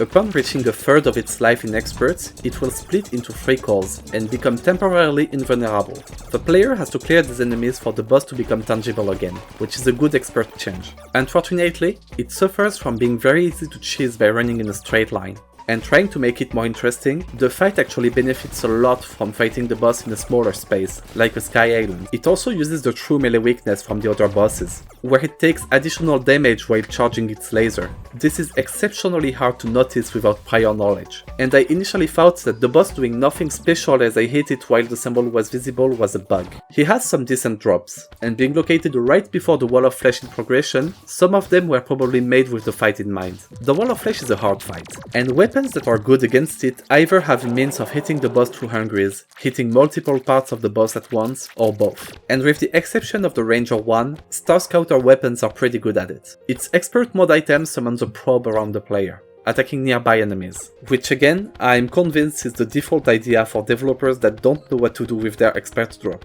But this one has a massive issue in my eyes. It's actually a light pet, which in vanilla are always optional. At best, they have some quality of life features, like the magic lantern which will light up nearby valuables. But giving actual combat value to a light pet instantly makes it the best in slot compared to all other light pets in the game. This opens a can of worms I would rather not touch, as cosmetic items, which light pets are, shouldn't come with min-max benefits. Thorium both suffers and thrives from how old it is, being essentially as old as Terraria modding gave the mod its fame. Compared to other mods, it has somehow managed to get a massive amount of good or at least better than average content for as long as it has existed, including now. But some of it also aged very badly, and a lot of the lackluster content from the mods, such as weapons that don't do anything, are just old, and were considered good at the time they were made. Every couple years, the quality standards for both Thorium and the modding community in general drastically increase. And this really shows by having a look at the Thrower rework or the difference between Viscount and the older bosses. Diver doesn't have infinite time, nor does anyone in the Thorium team, and it can be easy to forget that the mod is being developed and maintained for free. And while a lot of Prehardmode content was reworked over the recent years, this is less and less true as we progress through the game. I've already explained my stance on a lot of items and what makes them good or bad for the mod. I still have a lot to say, but I'll be less critical of bland because old content going forward, as everyone, including developers, is aware of this issue. Early Hardmode is the moment in progression where the player has the most options in terms of gearing up. There's a massive gap in progression between the Wall of Flesh and the mechanical bosses, where the player can explore their world again and gather new materials. There's a lot to cover, so let's pick up the pace. Beating the Wall of Flesh makes 10 new materials from the mod available straight away. That's a lot. Souls of Blight are obtained from underworld enemies. In the base game, the biome is massively underdeveloped in hard mode, only adding 2 weapons and 2 new enemies between defeating the Wall of Flesh and finishing the game. Thorium expands it a bit, by adding enemies which all have unique loots, a new biome mimic, a new biome key which opens a chest in the dungeon, and even a new boss which we'll talk about later. Souls of Blight obviously mirror the other souls available at this point, and are used to create a bunch of fire-related weapons. Unfortunately, all of them are either basic or clones of items we've already talked about. Cerulean Morels are obtained from glowing mushroom enemies, and are only used to create a Thrower armor set. A material used solely to make a tiny amount of content for a single class is definitely content blot, and it's very likely they will disappear with the upcoming rework of the class. Especially with glowing mushrooms already being used to make the first Thrower set of the rework. The mycelium mimics are nice though, and a good reason for other classes to check out the biome. Pharaoh's Breath is obtained from desert enemies, and honestly I'm glad the mod adds something in there. And really, I wish Vanilla actually did something with the underground hard mode desert. All the recipes using this material also require forbidden fragments. This is not necessary, as they already require a new custom material, and this only makes them much harder to obtain. And unfortunately, weapons from this set are massively underpowered, and not very original. Biomatter is obtained from underground jungle enemies, and is completely useless. All of its recipes also use chlorophyte, which is obtained from the same biome later in the game. Honestly, I don't know why the material exists, and why it's possible to obtain it so early. Blood cells are a very recent material obtained from enemies during a blood moon. They are used to reduce the RNG involved in obtaining various items, which originally were random drops from enemies during the event and not part of the same set. I think this is part of why all blood cells items are fun to play with, since they were all made as individual ideas that happen to share a theme. It's easier and a lot more pleasant as a developer to make a good weapon by developing a good idea, rather than trying to shoehorn the mechanics of a set into a generic sword. And speaking of blood moons, you might recognize this enemy, which is a reference to the first boss ever added to the mod. Abyssal Chitin is dropped by Aquatic Depths enemies. It can be used to craft an interesting mage armor set, giving an alternative to ore armors with a set bonus that feels nice to use. Its weapons, however, are still dated. By the way, did you know that the Aqua Scepter theoretically deals more DPS with a sluggish reforge than Mythical? This is because it fires too fast, and iframes prevent some of its projectiles from dealing damage. Sluggish lowers its attack speed, and more projectiles will hit because of it. The Titan Slayer Shiv is also made with chitin, an item with an interesting background. Hold on. Dude, I need you to say the line, please. It is perfectly balanced. Oh, okay, thank you, man, thank you. Alright. Shivs are a series of melee accessories. The first of which boosts the damage of the player's next true melee hit to a 1200% damage critical strike if they haven't dealt any damage in the past 4 seconds. This has a few interesting properties. The guaranteed critical strike is here to remove the variance on the hits, as being able to critically strike with them would lead to absurd and inconsistent damage numbers. As such, the player's critical strike chance will increase the damage dealt instead, so it doesn't become a dead stat. Melee speed is also used in a similar manner, since it doesn't affect the 4 seconds timer. Shivs can almost be considered like defensive accessories, that make a true melee playstyle viable by allowing the player to back off without losing all of their damage. They are very fun to use, and are generally loved by the community, as they allow for really unique playthroughs. When entering hard mode, the laser shiv, which the player has been using for the entirety of pre-hardmode, can be upgraded into a bunch of different side grades. Some trade a little damage for lifesteal, fire piercing projectiles after slashing, And then there's the Titan Slayer Shiv, which bumps the hit damage to 2000% against bosses. With a simple on-tier melee-only setup, you can deal over 13,000 damage to a boss in a single hit. I did this in a few minutes, stacking random damage items. And with some more optimization, later Shiv setups can get rid of Master Mod Lunatic Cultists in 2 hits as well. Honestly, Shivs are a really good attempt at reworking true melee into something that works. And if you've been following me for a long time, you know that I really like this kind of reworks. But the numbers don't add up there, and while the critical strike chance scaling is welcome, melee speed is where there's an issue. A weapon with a 35 use time, like the Breaker Blade, would be able to hit 5.14 times in 3 seconds, while a 6 use time one, like the Fetid Backnax with some melee speed, would be able to hit 30 times. Shivs calculating this and giving appropriate damage, so 514% and 3000% respectively here would greatly help with these balance issues. Sword swings aren't the only melee playstyle Thorium tries to salvage, and the mod also adds spare tips and flail cores to help with other subclasses. Their effects are a lot less creative though, and instead of trying to come up with original solutions to improve their associated weapons, they follow the vanilla path of giving them more range to make up for being hard to use. It's good that they exist, for players who care about using spares and flares, but could definitely be more interesting. Back to materials. Hallowed charms are crafted with pixie dust and souls of light. They add an unnecessary crafting step, but bring a theme that can be used for all the items they allow to craft. I wouldn't necessarily call this bloat, but it's interesting to think about. And it wouldn't necessarily be as convincing if all these items were crafted with straight up random materials in the first place, like Jungle does with its equipment. Hallowed charms are used to create 2 armor sets, being the generic early Hardmode healer set and a really nice mage set that comes with custom UI. Combined with its cool weapons, this is my favorite Hardmode material so far. Green Dragon Scales are the corruption counterpart to Hallowed charms, being crafted with Shadow Scales, Cursed Flames and Souls of Night. They have been around since the first version of the mod, and unfortunately, the only reason they exist as a corruption material is because Cursed Flames are green and Shadow Scales are scales. Having players farm for a pre-Hardmode boss to obtain the material needed to craft Hardmode gear isn't exactly good design, and this really shows the age of this item set. And unfortunately, despite having a lot of weapons, they all have basic attacks that simply apply the Cursed Inferno debuff. That's it. That's the mechanic of the set. What Dragon Scales do for Corruption, Unfathomable Flesh does it for Crimson. This material, and the set that goes with it, was made to mirror the Dragon set, and unfortunately all of its issues. Flesh weapons share the lifesteal theme from Blood Moon items, and yeah, that's all. Well, I guess the Bard weapon applies the Ichor debuff, but I think this is to make up for the fact that Bard doesn't have any other item that does it. With this set being for the most part dated versions of the more original Blood Moon items, I don't have much good to say about it. Both the Dragon and Flesh sets have an armor associated with them, which work in a similar way. Dealing damage to enemies has a chance to trigger an effect, damaging for Dragon and healing for Flesh. This is a random chance every hit, meaning faster weapons will proc the effect more often. A lot more often. To make the set universally fair for all player builds, especially if this is going to be a multi-class set like these two, a good solution is to have its effect proc after the player has dealt a specific amount of damage. So if the set should give around a 20% damage increase, have it trigger a damaging effect for 20 damage every 100 damage dealt, for instance.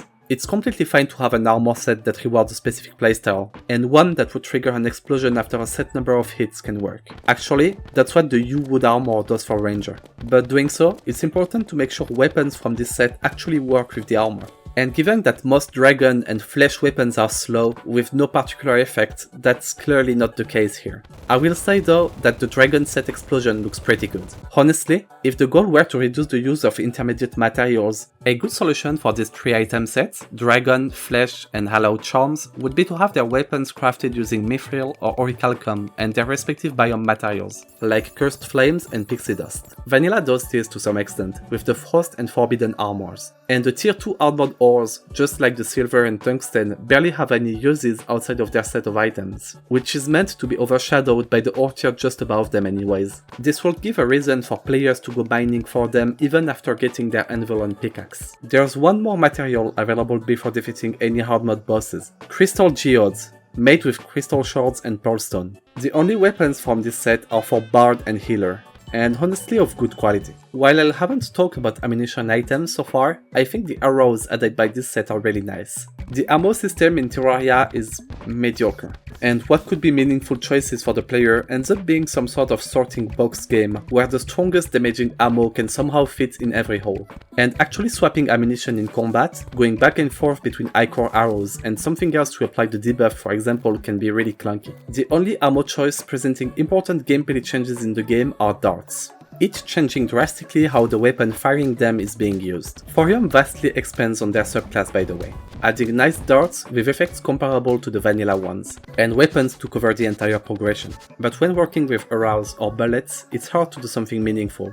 Unless your ammo power creeps crystal bullets, why would the player use it? The only answers to this are crowd control, maybe piercing, and different projectile behavior. Chlorophyte bullets make the game a lot easier, and some players prefer using them over more damaging options because of that. Crystal arrows from the Geode set confuse enemies, and deal slightly more damage to enemies affected by the debuff. There will be cases where this is better than cursed arrows, especially when exploring, which is most of the gameplay at this point of the game. The set also adds a fishing pole, with the neat effect of being able to fish up gems, which I'm sure the 5 players that noticed it will appreciate. Finally, the Geode armor set doesn't attempt to be a multi-class combat set. Rather, it's a mining set, granting mining speed, treasure detection, and a vein miner effect. Unfortunately, and I can't understand why, it's made at a mithril anvil. So players will either only use it to obtain titanium or adamantite or not bother using it at all. Well, that's what I would have said before the October 7 update. Thank you, Thorium devs. Thorium adds 2 bosses meant to be fought before the mechanical bosses. The first one, the Borean Strider, is certainly one of the bosses of all times. Just like Deerclops, it can spawn in the snow biome during a blizzard, and just like Deerclops, every time that happens, it's more annoying than anything else.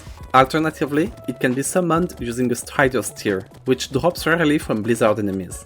Honestly, this is a nice acquisition method, and I'm surprised Vanilla never does that. The fight is a constant spam of projectiles and NPCs, made hard to see by the blizzard, which if you have found a Rainstone, I strongly suggest turning off after spawning the boss, as it makes it a lot easier to see anything. The boss teleports around a lot, often in the ground, and its attacks slow or sometimes freeze the player, which is often a death sentence.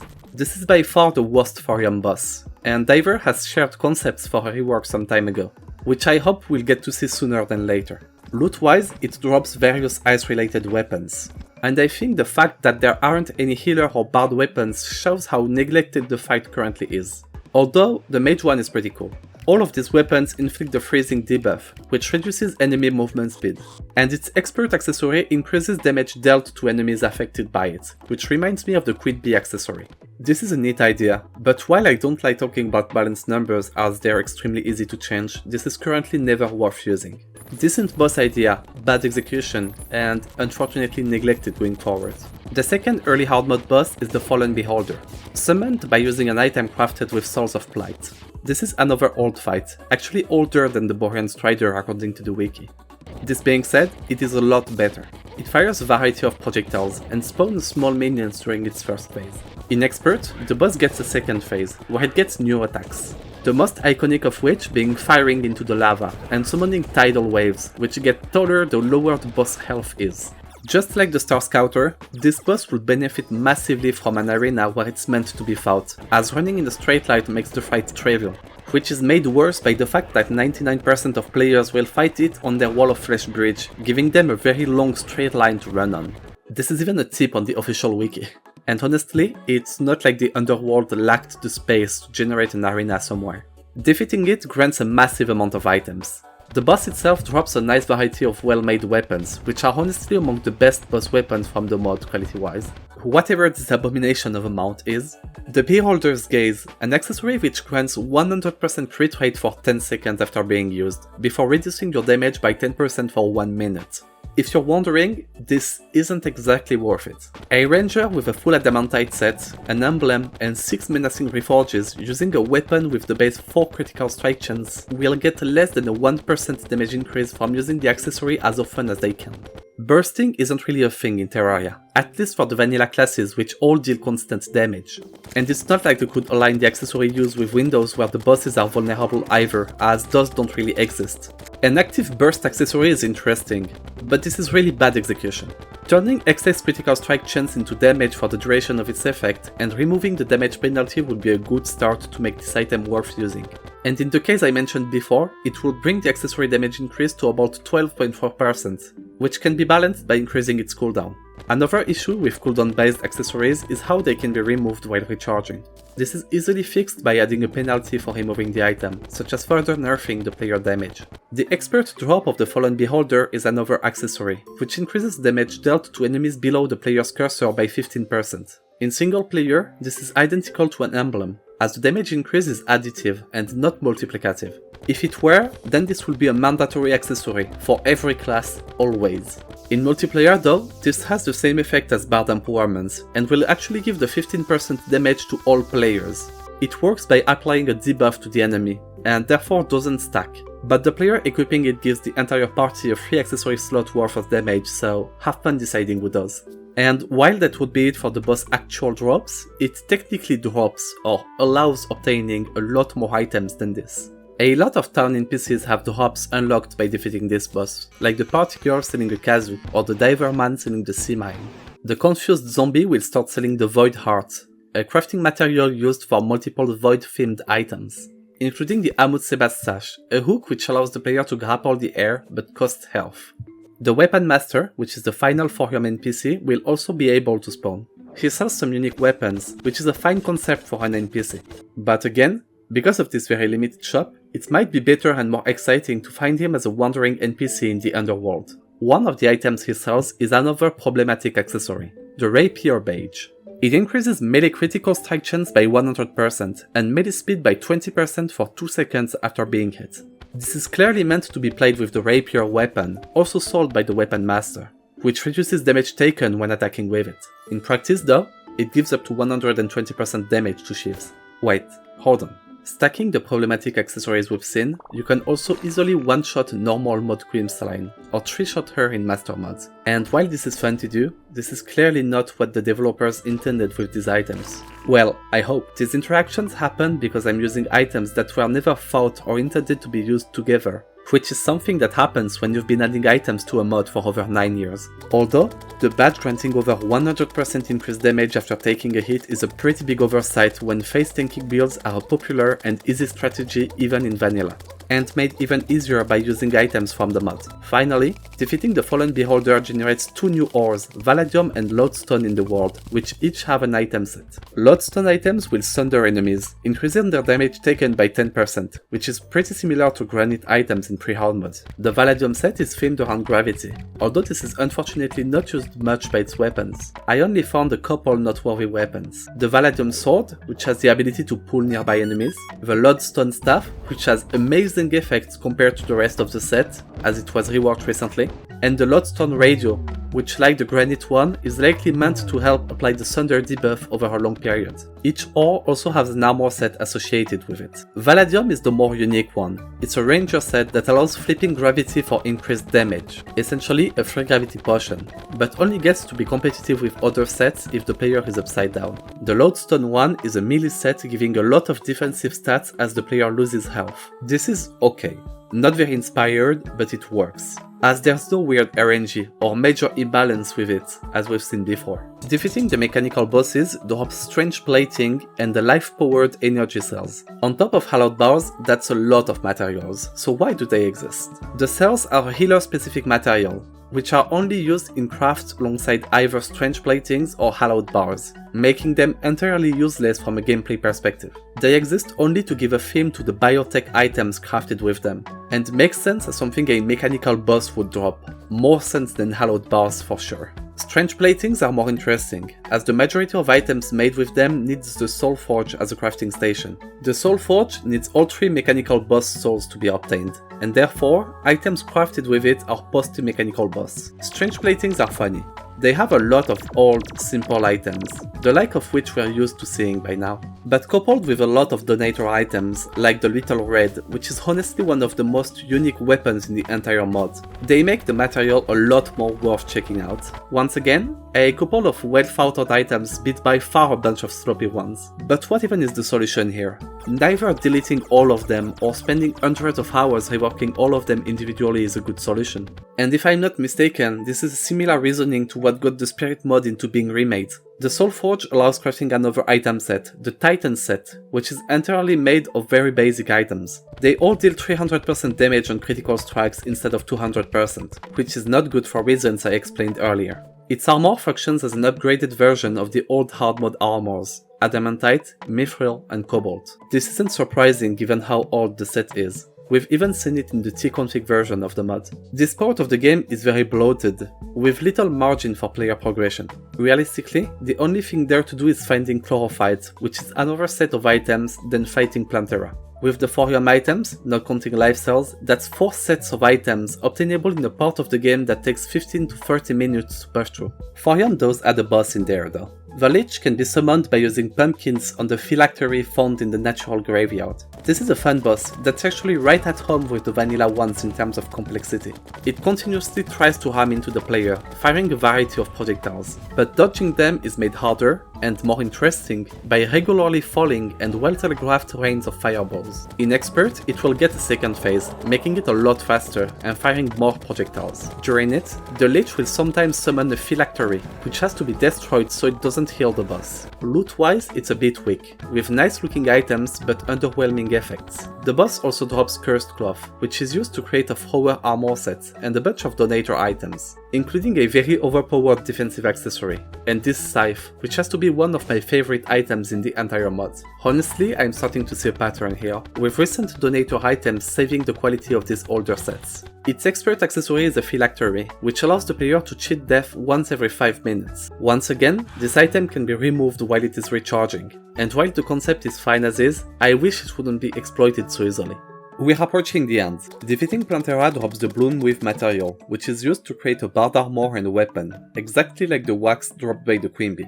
Again, dropped materials are more consistent, and potentially less frustrating than armor pieces, so that's all good. Illumite will also start generating as a new ore. Its items inflict a debuff increasing damage taken by 10%, which is exactly the same as Lodestone items. Its armor set is for rangers, and fires additional projectiles every 5 bullets, 4 arrows or 3 rockets fired. This isn't as much of an issue as the dragon set because it's consistent, but it still strongly benefits faster weapons. Enemies in the temple will drop solar pebbles. The theme of this item set is really nice, allowing to create golem-themed items. And even if the items are simple, they're more creative than a lot of the stuff we've seen recently. Inspiration crystals are also made with this material, looking the final Bard resource upgrade behind Plantera. The Hardmode dungeon gets 2 new materials. Holy Knight alloys are dropped by paladins, and serve primarily as a way of reducing the awful RNG needed to obtain their items and create healer equipment. Honestly, I tend to dislike alternative ways of obtaining vanilla items, such as the spiritualist selling the cross necklace because it's a cross and he's a priest, I'm assuming, but this one makes a lot of sense. And if you've even been stuck for 2 hours trying to get that stupid hammer or shield to drop as a rare drop from an uncommon enemy, you'll come to appreciate those. The second material is Dark Matter, which is dropped by most dungeon enemies. Its main use is to serve as a thrower and bard endgame material. It's a decent material that echoes the other class-specific materials at this point of the game, while going a little bit further. As unlike materials like Shumite and Beetle Husks, it does add a few items for other classes. There are 2 more sets, which require ectoplasm to be crafted. The Dread set is corruption themed, once again, basic items, and their mechanic is to fire homing projectiles after hitting an enemy. Its armor set is an interesting melee set, granting a lot of movement speed and increasing damage while moving. The Demon Blood set is Crimson themed. It has a mechanic where weapons will deal double damage and steal life after hitting 5 times. But this effect has a 10 seconds cooldown, which makes it really weird to play with. I get that this is meant to limit the lifesteal from this set, but this makes me want to use the weapon for a few seconds just so I get the strong heal, then wait for it to recharge by using something else, which I'm pretty sure is not the intended use. Weapon-wise, you know where this is going. Let's just say that there's a bow and a repeater, none of which has any special effects. Its armor set doesn't give any damage, as it is purely tanking oriented, with the chestplate giving a 20% dodge chance and the set bonus giving 100 health. This allows face-tanking bosses very easily, especially combined with a Demon Bloodsword. These 2 sets are made with materials obtained earlier in the game, like Cursed Flames and Souls. I get why they exist, but honestly I wish they were to replace the Dragon and Flesh sets as early Hardmode sets, as their theme is either a lot closer for its corresponding biome for the Dragon set, or more inspired and in my opinion just better looking for the flesh set. At this point, going back to the aquatic depths, you'll be able to find aquatic hallucinations. After slaying a few of them, they will spawn a boss, the Forgotten One. This is a really creative way of spawning a boss, which I really appreciate. Unfortunately, the name of the boss is really accurate, and he hasn't had any gameplay changes to his fight in the past 9 years. The concept is nice, being an eldritch crab that slowly breaks out of its shell, but it can be cheesed by going in circles around it for the entire fight, making it very underwhelming. Loot-wise it's fine, given its age. The magic weapon looks and feels really nice, as it's been reworked recently. There's the Whispering Armor, which doesn't have a material but always drops in its entirety when it does drop. This is the final damage healer armor, before reaching post-Moonlord that is. And I think this is thematically a great place to obtain it. The other items are functional. They at least clearly got more attention than other sets of items at the time they were made. The Siren's Lyre, which is the bard weapon, rewards crit builds by making them deal quadruple damage, and up to 8 times damage if the new projectiles keep critting. Which again makes crit a lot better than damage percent, for no particular reason. Its expert item is weird. It allows the player to become invincible on a 15 seconds cooldown. This used to make the endgame trivial, especially in multiplayer, as someone could AFK while using the item, and never die as a result, while other players could either DPS from a distance or respawn. It's been massively nerfed, and now only lasts for a few seconds, which honestly is useless, especially this late into the game.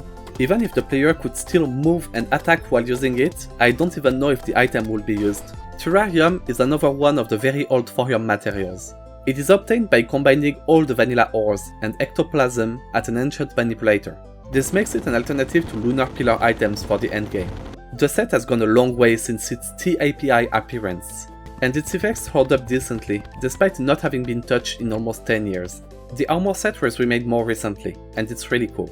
It allows the player to pick which damage type they want to use on the go, which will grant stats according to the class picked. This even comes with modded compatibility, and devs from other mods can add their own effects to the list. Terrarium allows crafting a couple accessories, including an upgrade to the Terra Spark boots. And I tinker of the Ankh shield with other stupid strong endgame accessories like the Frozen Turtle shield. And while this specific accessory doesn't inherit the properties of its materials, Thorium has an overabundance of really strong defensive items that can be stacked together and allow a really easy face-thinking gameplay. Finally, Thorium adds a post-Moonlord boss, the Primordials. The boss consists of 3 elementals, taking turns attacking the player. Slack Fury, the fire one, keeps firing at the player directly, sometimes with homing projectiles. Aquarius, the water one, fires a spread of projectiles at the player, and sometimes releases horizontal telegraphed attacks while summoning bubbles for the players to attack. Omnicide, the green one, does not fire any projectiles at the player, but instead continuously tries to dash at them. It can also rain telegraph projectiles, and summon projectiles around the player which will turn into a wall after a duration. The idea behind the first phase is to have the player adapt to the primordial they're fighting. But despite looking different, their attack patterns aren't distinct enough to make a big difference in dodging patterns. You always want to run away from the boss, mostly in circles, and this fight is unfortunately really uninteresting in multiplayer, despite it being one of the main aspects of Thorium. This is because the player with the boss aggro is experiencing most of the fight for themselves, which is generally an issue with bosses in Terraria, but particularly marked here. In Expert, the boss has a second phase, where it turns into Dream Eater and uses attacks from all 3 primordials before it. Once again, because these attacks were pretty similar to dodge in the first place, this doesn't change much to how the boss is approached, but it's a reasonably hard phase. Have fun chasing the player tanking the boss in multiplayer over half the map though. Honestly, there's much more I'd like to talk about. And researching the mod, there's quite a few items and concepts I had to skip to keep both your and my sanity intact. I swear this video would have been 4 hours long otherwise, or 8 if I started talking about summoner and balance. I haven't even talked about the enemies added by the mod for instance, although they follow a similar idea to item set and materials. Where Prehardmode ones tend to be better, and Hardmode ones are complete bloat, that even accomplishes nothing in some rare cases. Reworking such an absurd amount of content takes thousands of hours, which is assuming you even have ideas on what to do with the items in the first place. And while my comments might have sounded harsh, especially towards the end, I love the mod and the work that went behind it. And my criticism is based on appreciation of their work. Trying to make classes like the Thorium ones is even what got me into modding tModLoader in the first place. To date, Thorium is the largest mod to add vanilla-like content to the game, and it's not even close. Showing it to a new player, it's almost guaranteed they will mistake it for the base game. Unlike other mods which have distinct art styles, ideas, or quality that's way too high for vanilla to ever catch up with, consider subscribing if you like what I do. Thanks to Aquatix for being my only channel member so far. Thanks to Alshi, Ember, Straw Chips, and Thailand for their help writing this video. Thanks to the Project 1.1 Discord members for allowing me to play the old versions of the mod. Thanks to the Thorium devs for making this mod in the first place. And thank you for watching.